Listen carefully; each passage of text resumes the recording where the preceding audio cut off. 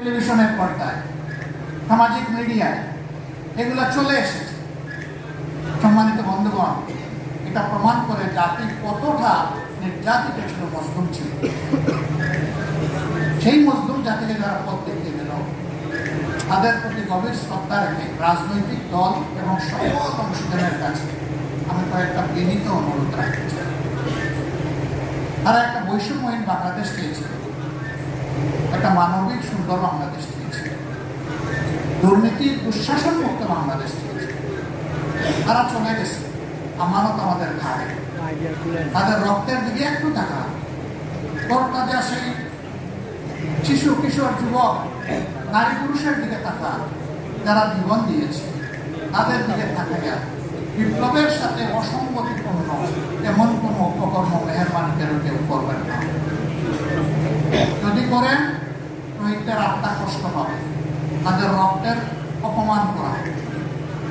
আর জীবিত শহীদ যারা পঙ্গু হয়ে আছে, তারা ভীষণ কষ্ট পাবে, তারা অভিশাপ, তারা মজলুম দেশবাসী অভিশাপ।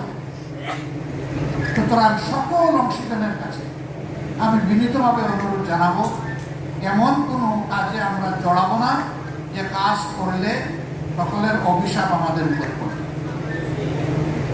আমার দ্বিতীয় অনুরোধ, যে কাজটা জামাতে ইসলামী হাত দিয়েছে, এটা জামাতে ইসলামের একার সম্পত্তি নয়, এটা জাতীয় সম্পত্তি। এটা একার দায়িত্ব নয়, সকলের দায়িত্ব, সরকারেরও দায়িত্ব, আরো যারা অংশীদার আছেন তাদেরও দায়িত্ব। আমরা এই কাজের কোনো ক্রেডিট আল্লাহর কসম নিতে চাই না, আমরা শুধু একটা নৈতিক দায়িত্ব পালনের চেষ্টা করছি।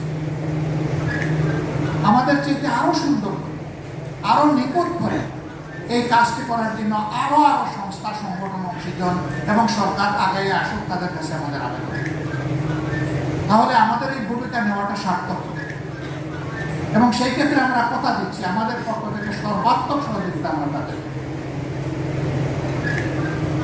আজকে যারা বিভিন্ন জায়গা থেকে আমাদের সাথে অংশগ্রহণ করেছেন, তাদের সকলের প্রতি আমি আবারও কৃতজ্ঞতা জানাচ্ছি। আসুন, আমাদের শহীদদের স্বপ্ন বাস্তবায়ন, একটি সৌম্য সৌন্দর্যের বাংলাদেশ, বৈষম্যহীন, দুর্নীতি দুঃশাসন মুক্ত বাংলাদেশ, সর্বোপরি বলবো একটি মানবিক বাংলাদেশ করার জন্য আমরা এগিয়ে যাই। যারা অংশগ্রহণ করেছেন, আমাদের দাওয়াতে এসেছেন, ঢাকা এবং ঢাকার বাইরে, সকলকে আবারও আমি আন্তরিক অভিনন্দন এবং ধন্যবাদ জানিয়ে আমরা এখন সেই সারাপ বন্ধুদের ইনশাআল্লাহ মূলত উন্মোচন করব। আমরা সকলকে, সংশ্লিষ্ট সকলকে এখানে অংশগ্রহণ করার জন্য